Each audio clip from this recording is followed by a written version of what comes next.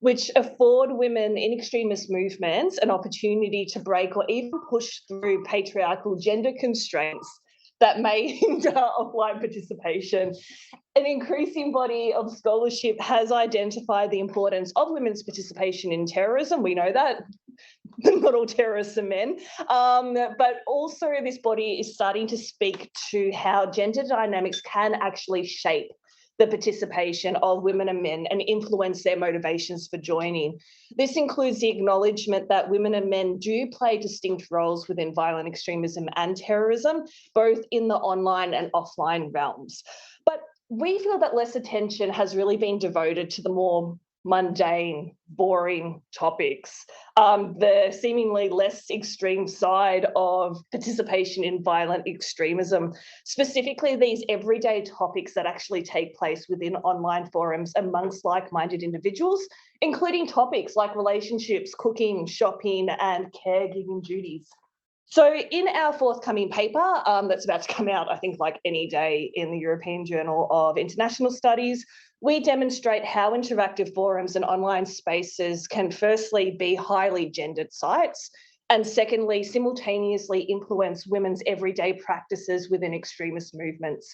Specifically, we examined 2 women's only forums, that being the Women's Forum on the far-right website Stormfront, and also the Women Dawa, which is a Turkish language pro-ISIS group on Telegram, to compare and contrast the similarities and differences between a far-right and jihadist forum.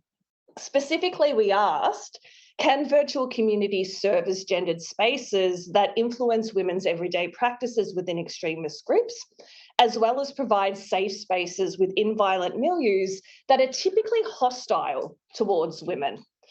So both the Women's Forum and Women Dawa were selected as examples of gendered extremist virtual spaces because they were women only. So this was explicitly enforced through moderation, and they did have an internal honour system as well. We, by we, I mean Aisha, applied a mixed methods approach and to detect and compare underlying gender topics within both forums. She applied an unsupervised machine learning in the form of topic modelling using the latent allocation algorithm. Please don't ask me about it. I can try and explain it, but she said if anyone has any pressing questions, you can email her. So this preliminary data analysis provides essentially a quantification of gendered text and establishes the presence of everyday topics within the Women's Forum, substantiating then the presence of gendered content. Although both datasets were derived from women-only forums which enforced gender segregation, we found that the prominence of themes discussed within both sites differed. So, for example, while the topic of relationships was discussed with similar frequency, pregnancy and appearance were discussed much more within the far-right Women's Forum, and family and violence were discussed much more within the jihadist Women Dawa group.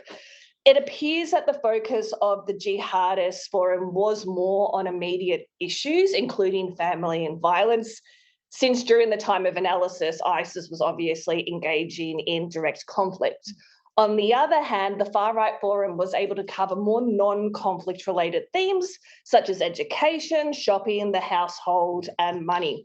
In short, we feel that perhaps active conflict dynamics can explain the greater amount of violence within jihadist conversations, as opposed to those amongst the far-right, as violence was part of the daily life and everyday practices of women that were engaging in the Women Dawa Forum.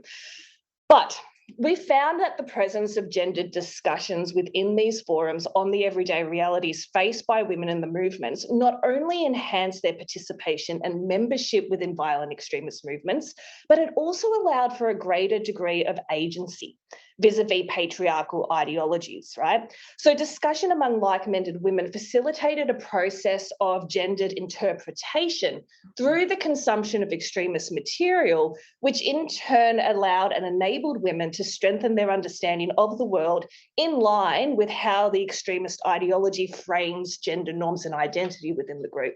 So in other words, these online forums not only provided a space for women to discuss everyday realities like dating, appearance, raising a family, but also how to pursue this in a way that adheres to the ideology of the group.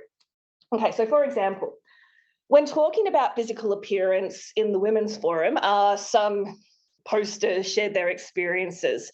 Kate said, sorry, Kate, no, not you. Hi to all fellow lovely Aryan women around the world. Have you ever been minding your own business out in public, like doing some shopping, going to the nail salon, etc., and all of a sudden you sense someone, or better yet, something is staring at you, and you look over to find some black female giving you a nasty glare of envy just because you have pretty long hair, beautiful eyes, a slim body, etc. There is an endless amount of beautiful white ladies everywhere in the world. So I know I am not the only white woman out in the world who has experienced the shrillest stare of envy. Jenny suggested I'm in the same boat. I hear all the time about how tans are healthy looking, but they just make me feel dirty looking. I've been trying to get outside and exercise more in the fresh air, so I've got a lovely farmer's tan a few months back myself. I look like I'd been bicep deep in dust. Ultimately, there's very little we can do, though. Cucumber soap is supposed to help lighten the skin, but I've not seen it to have any effect on my tans. I don't know if there's a difference between the melanin released reactive to sun exposure and the melanin we see in the darker races, or how it's used. Although seemingly boring and mundane compared to other far-right activities, including violent activities, discussions such as these serve to demonstrate a clear nexus between online and offline life, reinforcing ideological and identity-based approaches to daily activities amongst peers who share a similar worldview. But amongst both patriarchal and misogynistic ideologies, both forums facilitated women's agency through discussion, ideological engagement with like-minded peers, and the interpretation of daily activities in the context of ideology. Interesting though, we found that they also differed in one key respect. The Women Dawa group appeared to be more prescriptive in outlining the appropriate manner for women to carry out daily activities in line with the movement's ideology, and at times in terms of how certain activities are legitimised for men. That is, whereas participants in the far-right Women's Forum were negotiating degrees of individualism within the movement, Women Dawa members were more active in conforming and validating the group. So, for example, when discussing the permissibility of contraception in the context of the group's jihadist ideology, Women Dawa members advised against the use of birth control. Elif said it's not religiously permissible for a woman, even if she doesn't want a child, to use birth control methods without her husband's permission. Helen said that birth control should be in a way that will not harm the woman and the baby in the case of a possible pregnancy in the future. It's not permissible even with the permission of the husband. Azel said, the expression search for what Allah has written for you in the verse requires entering a relationship with the desire for a child. For this reason, the husband has a duty, not the right, to ask for children. Through their active engagement in the online space, participants in both Women Dawa and the Women's Forum were able to interpret their daily reality through the lens of ideology. But they were able to reinterpret this ideology as well through forums that provided women a safe space to do so. So, for example, when questioning the physical and aesthetic characteristics prescribed for women amongst the far right, a member of the Women's Forum said that, I see that a lot of newly red-pilled males are encouraged to lift weights, they're encouraged to eat healthily, etc., which is great. But in this same scenario, I do not see any encouragement aimed at females. They're just referred to as being fat or ugly, and that's the end of it. Shouldn't we be encouraging both sexes to be the best they can? I come from a very poor working class family. My family has eaten the typical British diet for about 2 generations. In other words, sugar and stodge. I am working on improving my health and appearance through diet and exercise. Are there any other women who are attempting to do the same? Any tips? So our study revealed that these online forums serve as gendered sites that not only facilitate gendered practices by allowing women to share everyday experiences and engage in ideological debates, but they also serve as an important mechanism for women themselves to navigate these gender-specific issues within the extremist movement. So why should we care about these boring things? Well, online forums, and indeed women-only forums, do transcend state boundaries and facilitate the participation of diverse individuals from around the world, brought together, though, by perceived common identity and ideology, who share views, experiences, and interpret and reinterpret participation within extremist groups. Though these everyday discussions in both the far-right Women's Forum and Jihadist Women Dawa seem uneventful, the reinforcement of these gendered everyday practices actually in turn strengthens a sense of meaning and purpose in the violent movement amongst these virtual communities, despite the fact that discussions are ideologically confined to the private sphere in many ways. So we feel that our study has two key implications for policymakers and practitioners, particularly when considering how to make PCVE strategies more gender responsive. The first is that online gendered sites where women can actively discuss everyday experiences does play a role in consolidating a sense of meaning and purpose within the movement, which further has implications for the offline space. These forums are important for the social well-being of women, and they offer a venue and a vehicle for them to express their agency amidst patriarchal ideological power structures espoused by the extremist group. It provides women the opportunity to push back. Any PCVE program must therefore be gender sensitive and, importantly, compensate for the loss of social and peer support networks that women would derive from their participation in the movement. Secondly, these women-only forums and the seemingly boring and mundane conversations that take place within them should not actually be dismissed as harmless and can be integral to women's radicalisation and the factors that sustain not only their involvement, but also provide motivation. As a result, it is crucial to include gender-sensitive risk factors and account for the distinct experiences of women within violent extremism, including how they actually obtain their support through participation. This should include responding to the highly gendered nature of push and pull factors that is often also discussed in these very forums. So I guess in conclusion, without taking these conversations seriously and thinking critically about how gender power relations, identity, and ideology are interpreted, reinforced, and questioned within these extremist groups, women-only spaces such as these will continue to serve as a potential vector for entry into such movements, as well as to retain and support existing members. Happy to take questions later, but otherwise I'm done. Thank you.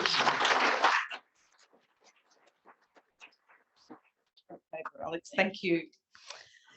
So now it's my pleasure to introduce Dr. Helen Stenger. Did I get that right? And the paper that Helen will be presenting is slightly tweaked from the one that might be in your program. It's called Victims versus Villains, and it's in relation to the threat narratives.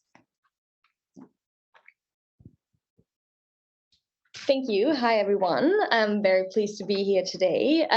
Yes, as Deborah just said, I'm going to present a paper which is called Victim versus Villain, Repatriation Policies for Foreign Fighters and the Construction of Gendered and Racialized Threat Narratives. And what it is in this paper is to really look at the diverse responses of states into foreign fighters and their children detained across Syria and Iraq.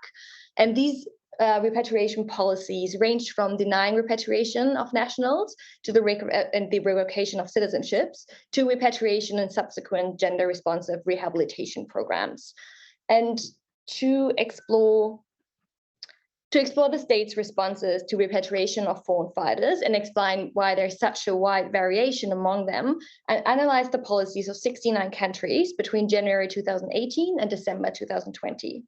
And they created a data set with countries that have or had citizens in camps or prisons in Syria and Iraq. And the data is gathered with open source material, predominantly policy documents, news articles, academic articles, and research reports. And you can really imagine these four, although I say categories, it's really more of a continuum, which I mentioned before, which ranges from unconditional repatriation, where countries agree to repatriate all of their citizens that had joined ISIS in Syria or Iraq, to deny repatriation, which is where countries actively prevented citizens from returning. So, for example, by stripping their citizenship or by legally banning them from coming back to the country. And because this topic is, of course, current and ongoing, such as geopolitical events in the region or locally within the camps and prisons, they continue to influence the state's repatriation policies. And also, this is the data from 2018 to 2020, and luckily many countries, including Australia, have changed their policies since then. but academia is not as fast as policymaking. So bear with me when I go through the different states, and please bear that in mind with the data. So the first approach where I try to analyze the data, I'm not going to spend too much time on that because it wasn't really successful, is that I try to look at really conventional international relations explanations and propositions, which can be operationalized as variables in an explorative statistical model. And I did this because IR explanations have typically explained state behavior, including the international diffusion of state policies. And I created a data set with 12 key variables operationalizing IR explanations, which focus on various conditions, such as human rights variables, gender ranking, presence of conflict, presence of terrorism, independence year, or form of government. And again, with open source data sets, such as from the Stockholm International Peace Research Institute and similar. But actually no strong pattern or common politically, economic, terrorism or terrorism-related factor actually appeared to explain the variation in the policies. And as a result, the question why some countries choose to repatriate or not to repatriate remains. And this led me to explore other possible explanations and relevant methodologies. And given the gendered and racialized nature of the terrorism discourse, I interrogated the policy narratives of states and employed an intersectional gender analysis to specifically examine the threat narratives of foreign fighters. Before moving to the narrative analysis part of state repatriation policies, I really want to quickly underline the feminist approaches to security and terrorism studies, as my analysis builds on this. And feminist theorizing has long demonstrated the importance of investigating intersecting gendered and racialized dynamics in international politics, because it can, for example, affect the treatment of terrorists by infantilizing women or racializing Muslim men. For example, Gagi Bhattacharya has demonstrated this with her analysis of the dangerous brown man in the War on Terror, or more recently, Karen Gentry has considered how gendered, racial, and sexualized assumptions frame Western understandings of terrorist actors. And also in terms of ISIS foreign fighters, these biases are illustrated when we consider the dominant terminology. Throughout academic literature, UN reports, resolutions, policy documents, and in the media, the term foreign fighter refers to male foreign fighters, and typically without acknowledging it. And female foreign fighters are referred to as family, conflating the categories of women and children, and assuming that women are just the family of male foreign fighters carries wide-ranging implication. It alludes to the fact that men are the actual terrorists, whereas women are the benign family members who are just being carried along, influencing the culpability and equating the woman's mental competence with a child's, which really speaks to Cynthia Enloe, who has been outlining these dynamics for 3 decades, namely that women as a category seem to stay indestructibly linked with children. And another example of this is how female foreign fighters were referred to as jihadi brides in the public discourse, also portraying them with a lack of agency. And it's important to understand that this is terminology not just used in tabloid media, but in official government documents. For example, in the United States Department of Justice, they released a statement where repatriated male foreign fighters described as given, and I quote, given a monthly stipend, a Chinese-made AK-47, and an ISIS bride. And there's a multitude of research by Martini, Evans, Da Silva, and so on, who also show that the usage of bride is not only infantilizing, but carries racialized, neo-Orientalist tropes that homogenizes women's experiences. And framing female ISIS members as brides in particular is convenient perceived by many as it aligns with the lack of political agency falsely assumed for women, and specifically for Muslim women in the global north. So the narrative analysis, so I used the narrative analysis to explain the variation in repatriation policies and found that there are national threat narratives of foreign fighters.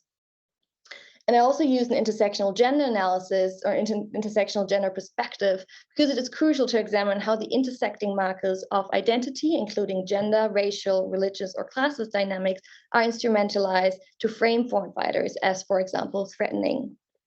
And the research shows that to be convincing, policies do not actually have to rely on facts. Rather, to be persuasive, policies need to be story-like and structured into a narrative that includes setting a stage, establishing a plot, casting characters, to really having heroes, victims, and villains.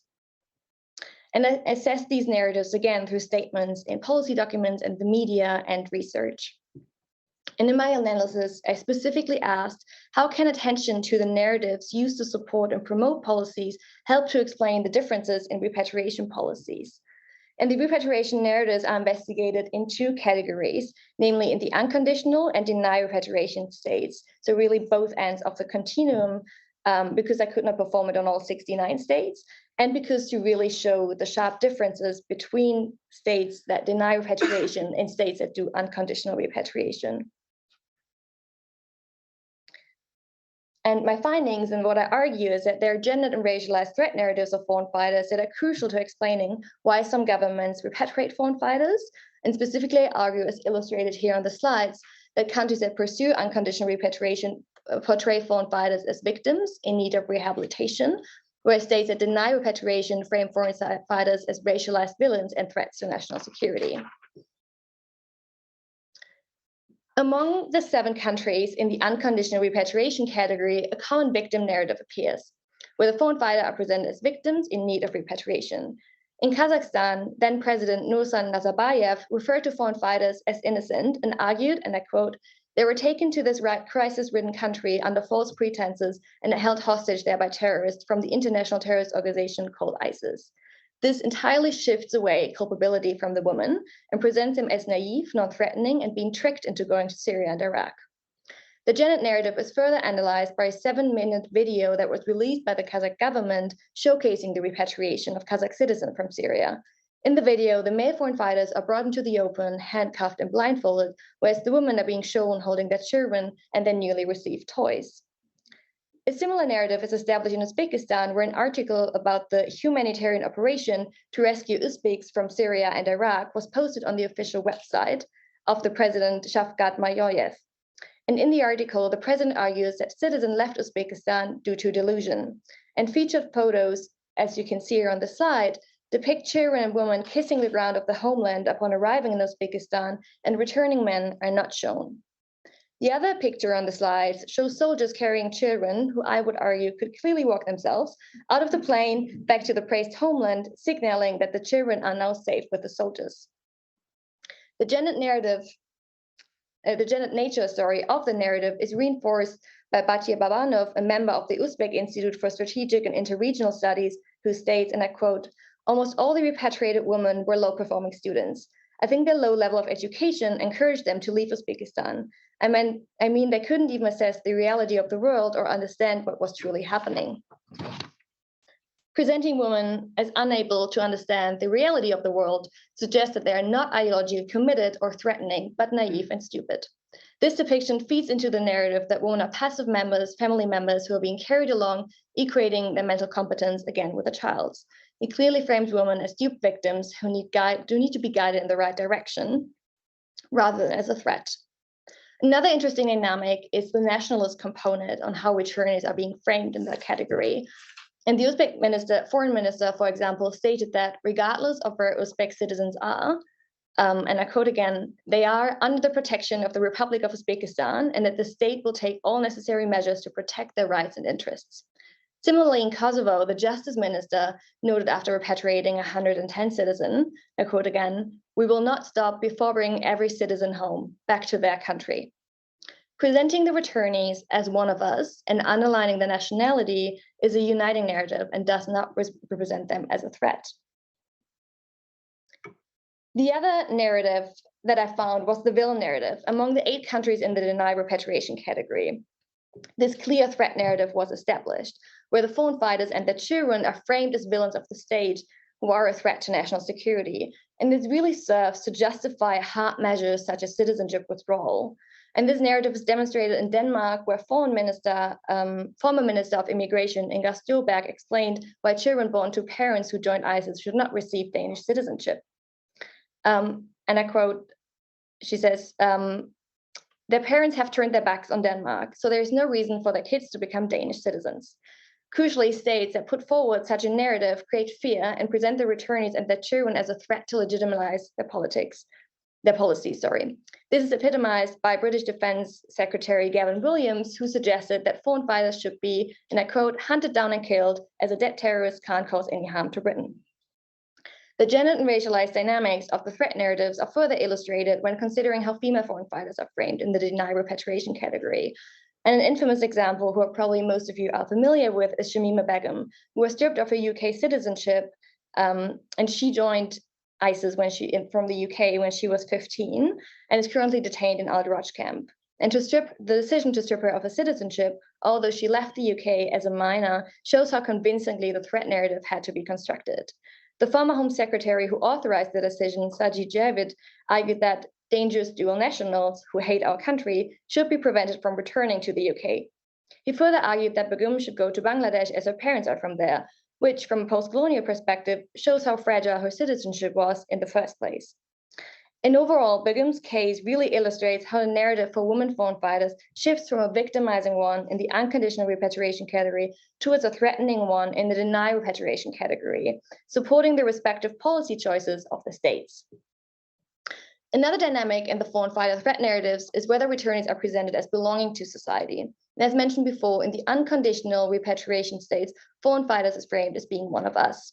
However, in the deny repatriation group, so in that villain narrative, as well as really in most global north countries, the narrative engages in the process of othering, which again is epitomized by some states stripping citizenships of foreign fighters, which strongly underlines the belief that they are a security threat. And in my data set, over 80% of the countries that withdrew citizenships are democracies in the global north, which pride themselves on good human rights and good human rights records. Yet these same states deprive citizenships of children of immigrants, thus creating what has been termed a two-tiered citizenship system. So overall, my narrative analysis reveals that gendered and racialized threat narratives of foreign fighters are constructed by states to support and promote various repatriation policies and explaining their variation. Unconditional repatriation states portray female foreign fighters as victims needing rehabilitation and deny repatriation states as a threat and a threat to national security. So the narrative for female foreign fighters is dichotomous. They are either victims or villains, but cannot be both at the same time. The analysis also shows that the narrative of foreign fighter moves from a uniting one towards an othering one, often racializing and externalizing foreign fighters. And I want to end by just pointing out a few practical implications from this analysis. And an important implication is that societies need to address underlying issues of national identity and social inclusion that are informing their narratives of returning foreign fighters, such as racism, Islamophobia, and gender discrimination. These structural systems of oppression that underlie states' narratives and practices can ironically fuel the same grievances that attracted citizens to join terrorist organizations in the first place. Gendered and racialized narratives undermine efforts to counter violent extremism. They must be taken seriously and rethought, since repatriation, prosecution, and gender-responsive rehabilitation and reintegration of foreign fighters is important to resolve the ongoing humanitarian crisis in northern Syrian camps and relieve the burden from Iraqi and Syrian communities. Another implication is that the gender terrorist framings have implications for the way we treat foreign fighters in criminal law and prosecution, and with regard to the provision of services. And having this binary victim-villain narrative influences policies. For example, as in Uzbekistan, where the women were described as victims, they had access to rehabilitation programs and got gifts upon return, whereas the men were imprisoned. And I'm not trying to argue in favor of a hard security approach to all women or to generalizing, but there has to be a nuanced gender-responsive approach. Everyone needs access to rehabilitation and reintegration programs and support, including young men and boys. And citizenship withdrawal should not be an option. And we know that policies impact society's opinion of what's right and acceptable.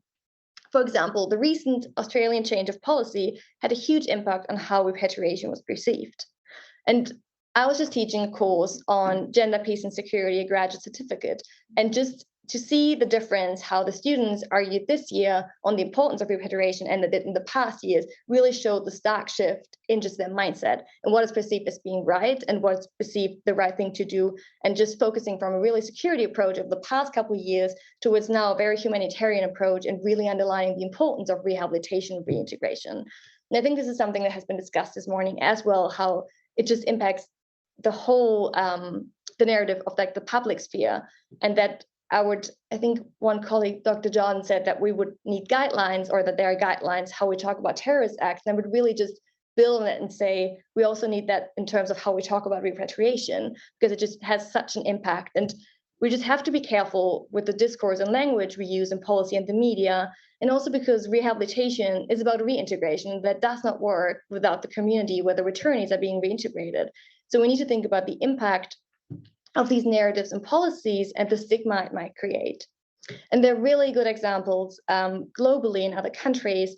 And for example, I spoke to a few practitioners from the Neem Foundation who work with returnees from Boko Haram, and just they're really good just policies in place to get the communities involved with reintegration and really how they shape the narrative, how they engage with the communities. And I think this is really just an important implication when we look at narratives of how returning foreign fighters are being spoken about. Thank you.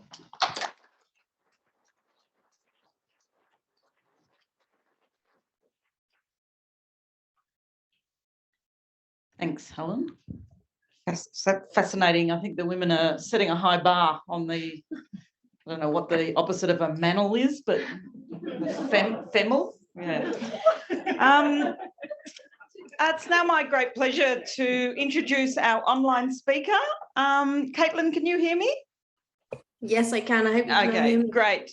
This is Dr. Caitlin Clemmow, who's online here, going to talk about analysing domestic abuse and the prevention of terrorism. Over to you, Caitlin. Thank you.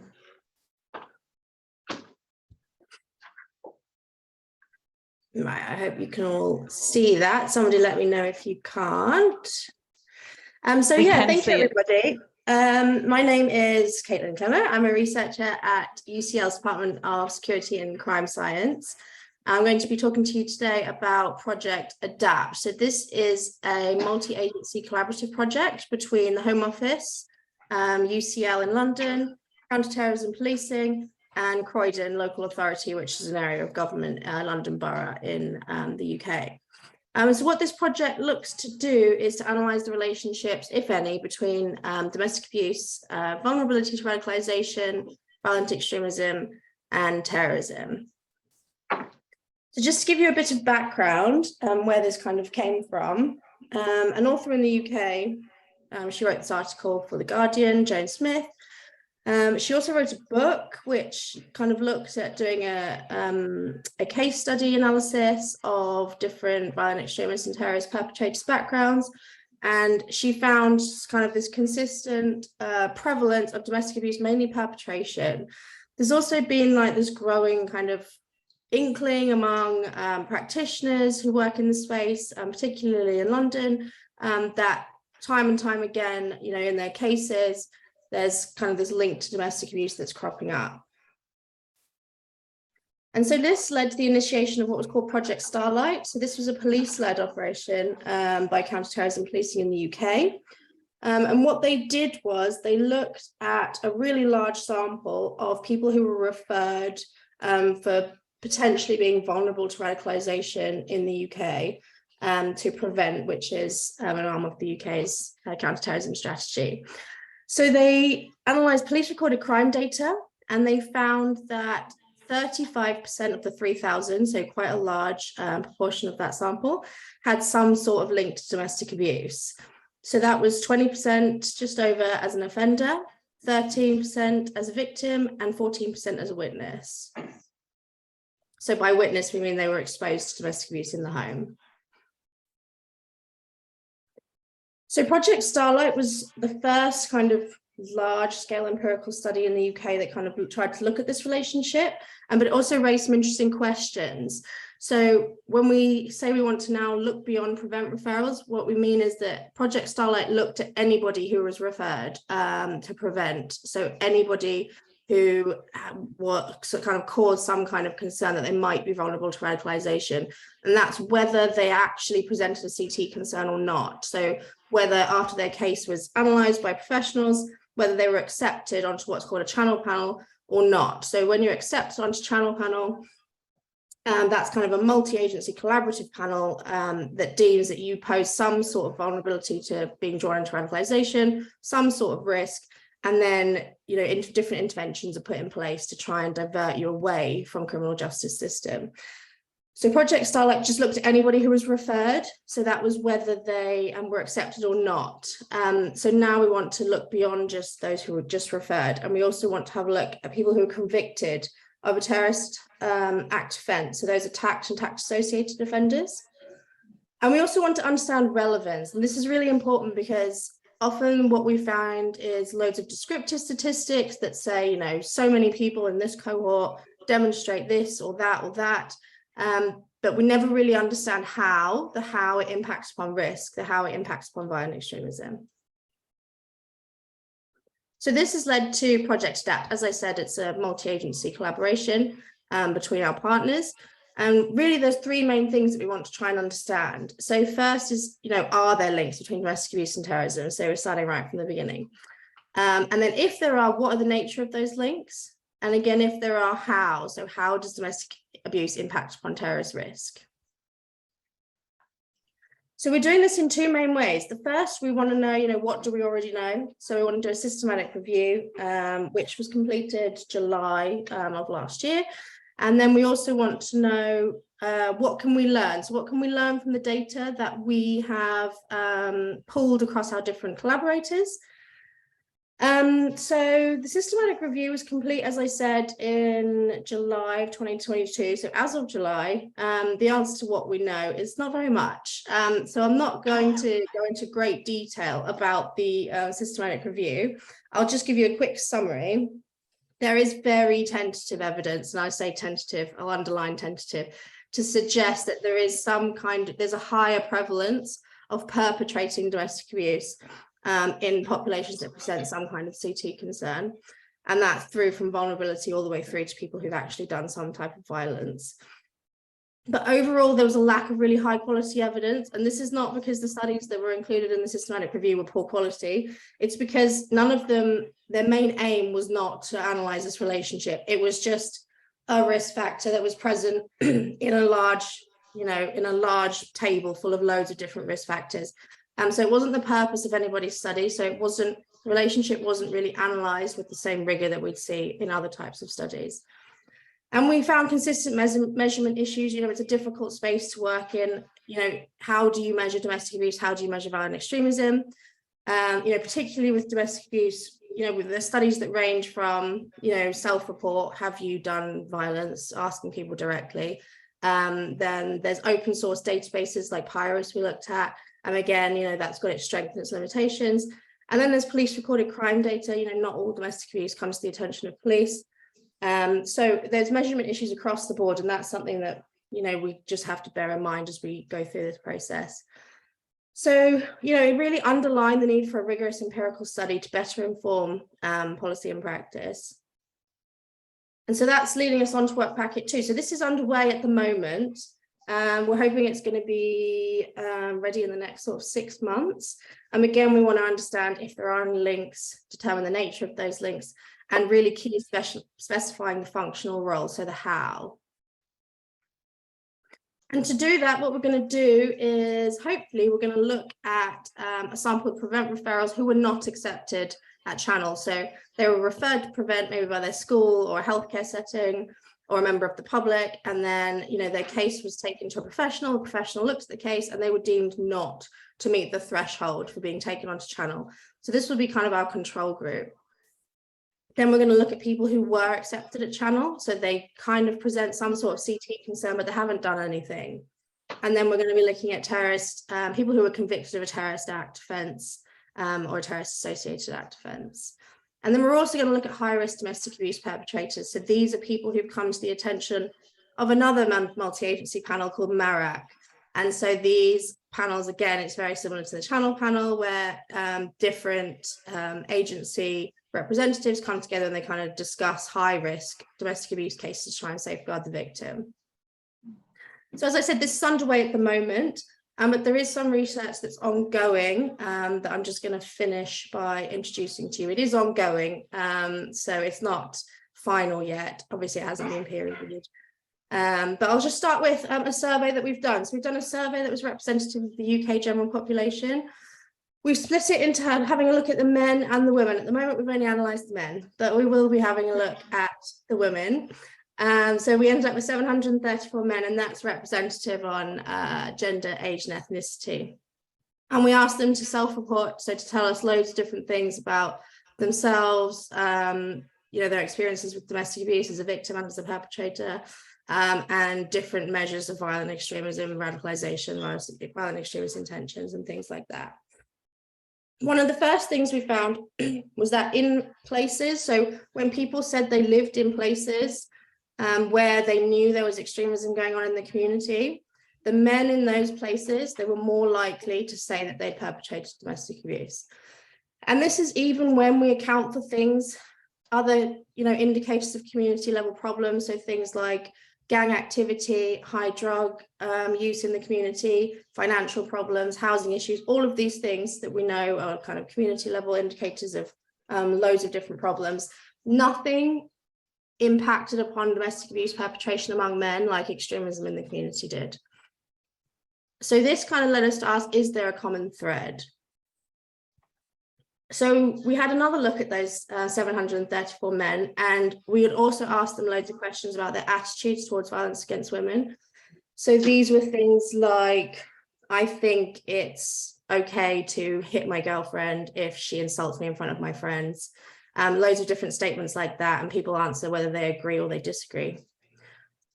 So among men who demonstrate attitudes supportive of violence against women, so they agree with these statements, probably unsurprisingly, they were more likely to perpetrate domestic abuse, particularly if they trivialized when they justified violence against women, so saying it's okay or it's not a big deal. Also, interestingly, they were more likely to be exposed to violent extremism. And that was also particularly if they blamed women as victims, and again, if they justified violence against women. Particularly interestingly to us, the men who perpetrated domestic abuse, they were more likely to be exposed to violent extremism. And this was in two key ways. They were more likely to seek it out.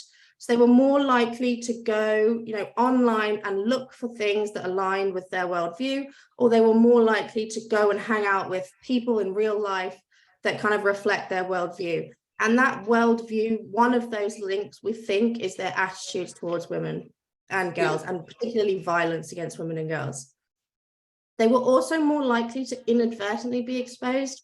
So what we mean by that is kind of accidentally. So just by the nature of who you are, by the nature of the places you choose to spend time, you are in areas which might be more conducive to violent extremism. So, just by the places, the friends that you choose to have, potentially that, agree with your views on violence against women, your views about women, your hostile attitudes towards women, those friends might be more likely to espouse kind of violent extremist narratives. And so you're inadvertently exposed like that. And then unsurprisingly, people who are exposed to violent extremism, the men in this sample, they're more likely to express violent extremist intentions. So I just want to leave you with an example of how we think this relationship works. I think this is a really good example of how exposure kind of links these violent and hostile attitudes towards women and girls and violent extremism. So I imagine most of you know who this is, but if you don't, this is Andrew Tate. He is a kind of American, UK, ex-kickboxer. He was on a reality TV show, but he's kind of made a name for himself by promoting really hostile, misogynistic attitudes towards women on TikTok. He's been banned now, but this is how he's kind of made his fame. So Hope Not Hate are an organisation in the UK that kind of combat against particularly right-wing extremism. And they commissioned this report looking at how Andrew Tate was kind of aligning himself with the far right. They found that he had a long history of expressing far right views. He's homophobic, he's transphobic. He's friends with far right extremists, Tommy Robinson in particular. He's intimidated his critics. So he turned up at one family's house and I think they were so traumatized they moved to Germany. And he has a long documented history of violence against women. So you can see how attitudes towards violence against women, these hostile attitudes towards women, he's creating a space online where potentially vulnerable men who are, looking for some kind of influence in terms of their masculinity are now also being exposed to these far right views, these far right narratives via their links between violence against women and again, hostile misogynistic attitudes towards women. And then really interestingly, about a month ago, he decided he was going to convert to Islam. And this is interesting because he's profoundly Islamophobic.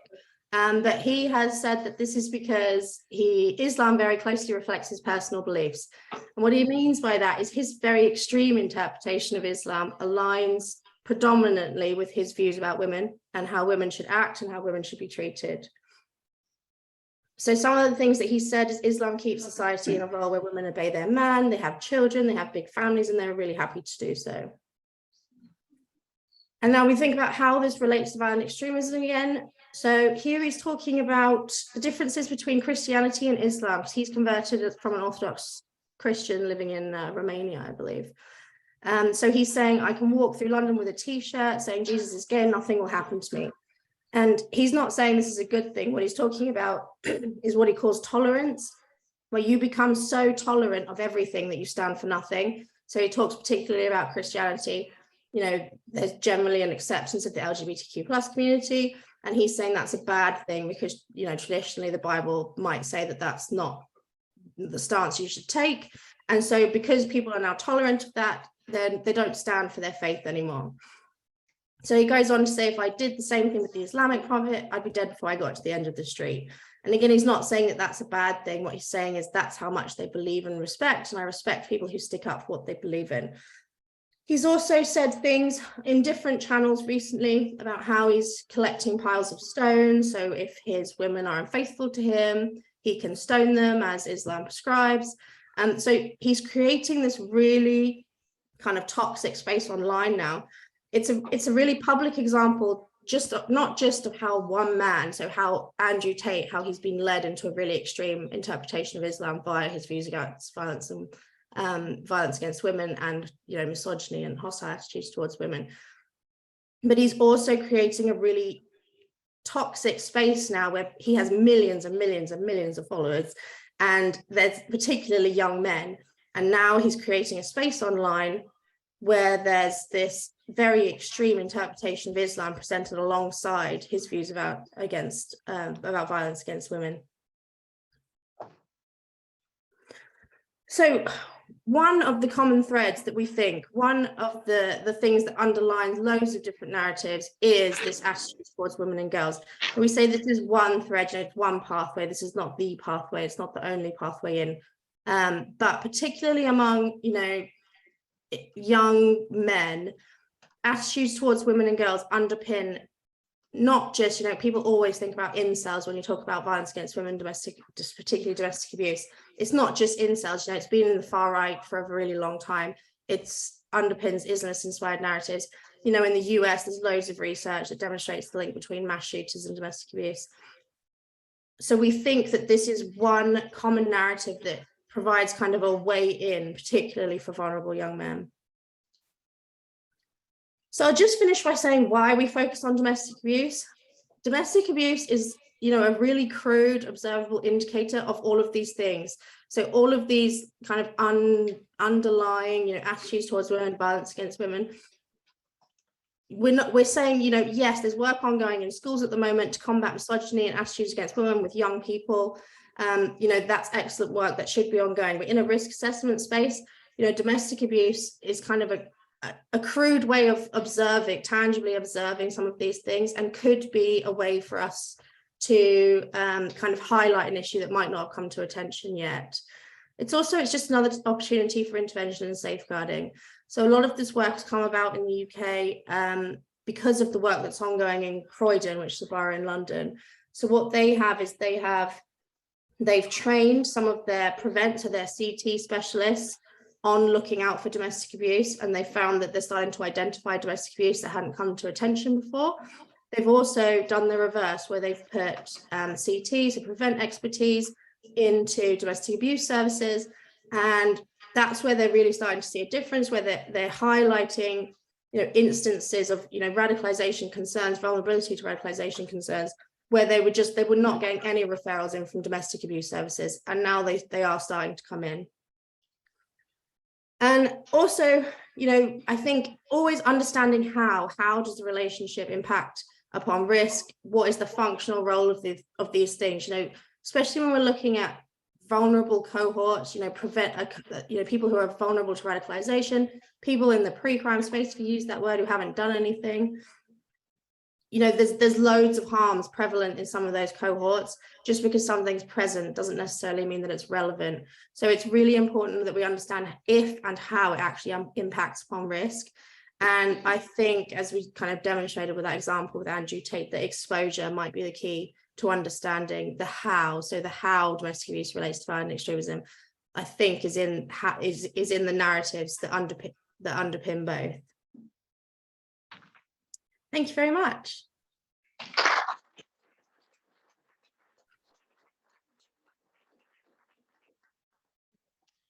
Okay. Thanks very much, Caitlin, I hope you can still hear me, for that great presentation. I don't know about all the other women, but I kind of feel like I need a shower after that discussion around Andrew Tate. Now it's over to you, our audience. I know it's late, but great panel, and we'll be taking questions for the next 8 to 10 minutes. About the next 4 minutes. Oh, okay. I stand corrected. For the next 4 minutes. Oh, I thought we were running early.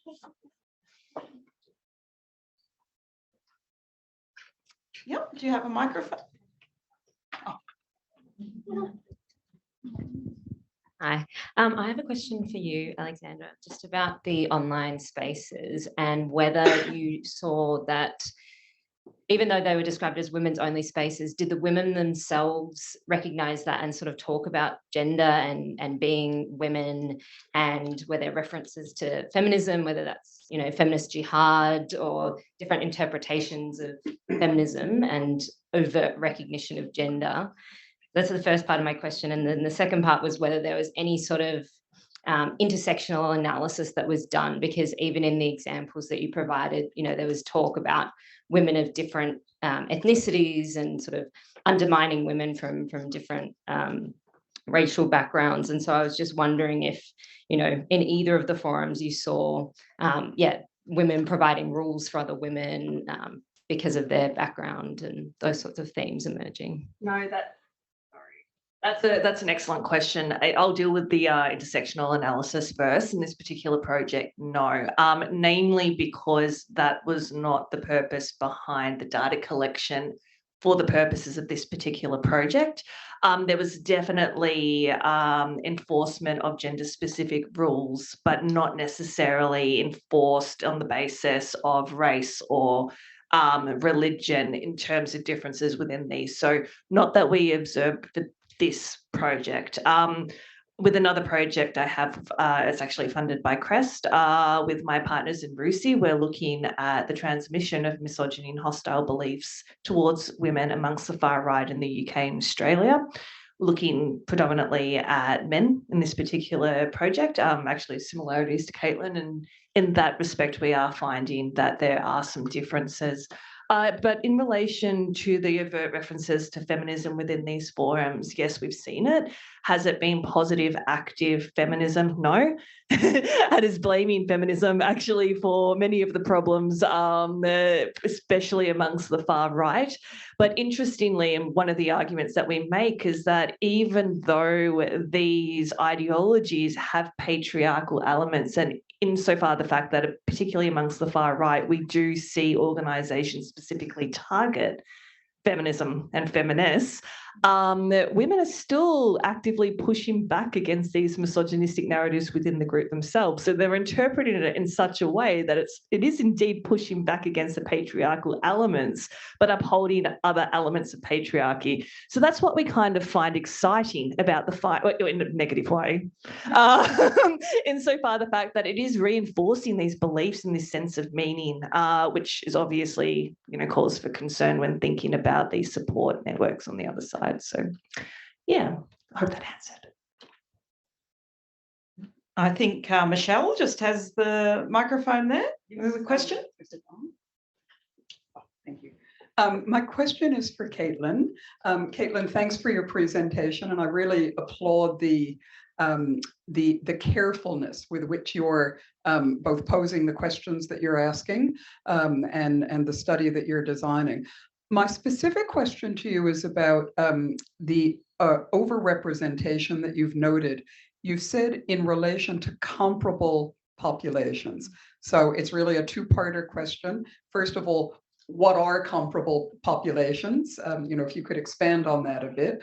And also, do you have any evidence in relation to how this is stacking up in terms of any potential correlation with domestic violence rates in the general population, rather than just comparable ones? Because I'm just thinking about something that John said at the beginning of the day about, are we seeing more or are we just seeing differently?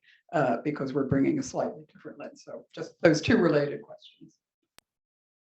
Thank you, Michelle. Yeah, those are really great questions. So to answer your last question about the comparison group, so this is a really difficult question, and every time we present this project, different people always, and rightly so, have different people about what's an appropriate comparison group. Firstly, it was really difficult because these studies that we actually ended up including, I think, there were less than 20, but they all ranged in the different populations that they sampled on. So some were just vulnerable to radicalization, so they hadn't done anything. And some were, returning foreign fighters. So we didn't even pool prevalence across these groups because there was not even a single, there weren't two studies of lone actors, for instance. Every single study presented a different type of population. So then when we looked at the comparison groups, the first comparison we drew was with the general population. We've done another project for the Home Office looking just at domestic abuse. So with no links to violent extremism. And the purpose of that project was to try and measure the prevalence of domestic abuse perpetration in the general population, which again is really, really hard. But we kind of estimated from that it kind of sits at between 5 and 7%. And the prevalence in our kind of systematic review ranged from about 10% up to, most of them were about 20%, up to about 22%. So kind of crudely, it showed us that, at least compared to the general population, people who demonstrate some kind of CT risk, again, from vulnerable to radicalization through to people who've done violence, seem to perpetrate domestic abuse at higher prevalence. And then the other comparison groups that we drew were kind of serious violence offenders. So people who had either been in prison or were radicalized in prison, or but like long-term serious violent offenders to compare with violent extremists. And the prevalence rate we found there was about 15 to 16%. Again, that was only over kind of 3 or 4 studies, because people don't report specifically, we found, that don't report convictions. Domestic abuse is not an offence in the UK. You get convicted of different types of offences like assault or GBH or something like that. You can't get convicted of domestic abuse. So when you look through police recorded crime data or the statistics that are reported to the Home Office, there's not this many people are in prison for domestic abuse. So the ones that we found, so these are the different comparison groups, but it is a work in progress, and we're still trying to identify different types of comparison groups. But this is why we say we think tentatively there's evidence to suggest that it's more prevalent in these samples. And then, sorry, can you just repeat the first part of your question? No, Caitlin, that's all right. That was a great answer, and I'll leave space for one more question from somebody else. Thank you. Thanks, Caitlin. There was one last question. I think, is it Rita? I haven't got my glasses on, so you're all a blur. But so I had a question for Alex. So I was just interested in with your study about the function of dehumanization. So whether you saw dehumanizing rhetoric being used in both settings, and to what extent? Yes, absolutely. I don't want to repeat a lot of the words, but it is your, obviously anti-feminist terminology was used, I don't know how to say this without being, definitely comments made pertaining to, let's say, differences in religion, differences in colour, differences in weight, and that being linked to different nationalities as well. But this language was used amongst women, and funnily enough, in terms of usually targeting other women, actually. But, also anti-LGBTIQ+ rhetoric was used as well, particularly within the far right forums.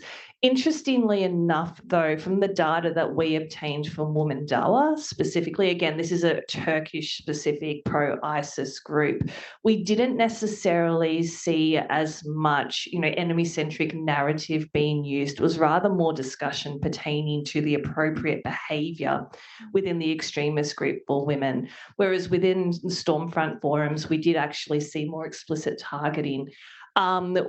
Although, in the Australian context, as many of us know, we definitely see this amongst forums on Gab and Telegram about men, talking about other, races, women, LGBTQ plus I communities, and that being completely, framed in a threat narrative. We've actually got, I'm not plugging my own research, but we're having actually a report come out quite soon with Crest that talks about gendered narratives, particularly in terms of how they fall into different types of masculinity. So that one will be published soon. And that talks about the ways in which the far-right groups actually construct gendered threats that specifically target both women and other men as well. So hopefully that will be useful as a resource. But yes, we did see it. Thanks. I just want to thank the panel very much, and I hope you join me in saying thanks. It was a ripper panel, and it was a real pleasure to be up here to help facilitate it. I also want to pass over to Michelle Grossman to set us free for the rest of the day and to say thanks. Reflection.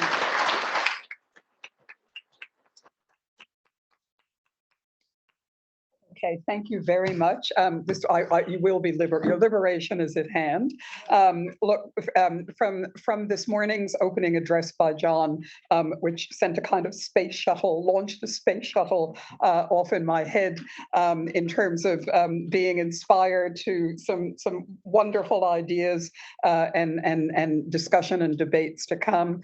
It's been an incredibly rich, stimulating, I think quite intense and intellectually demanding day. I have loved the mix of the different kinds of questions we're getting from researchers, from practitioners, from researchers and practitioners working together. There were some really interesting reminders, I thought.